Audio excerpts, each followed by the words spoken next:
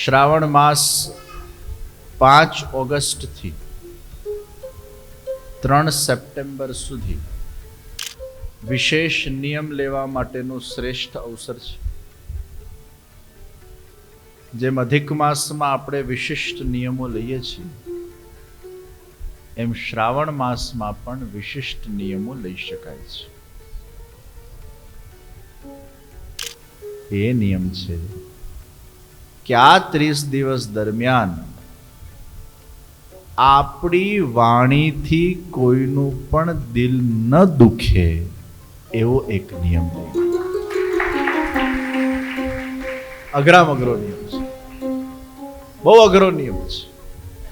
કારણ કે ક્યાંક ને ક્યાંક આપણા કોઈક એવા શબ્દો એ કોઈકને દુખાડી દેતા હોય છે, અને એમાં એક નિયંત્રણ લાવીએ, પ્રયાસ કરીએ. આવા નિયમોના માધ્યમથી આપણે આપણા મનને નિયંત્રણ શીખવાડીએ છીએ. અને એટલે શ્રાવણ માસ આવે, અધિક માસ આવે, આવું કંઈક નિયંત્રણ લઈ આવે.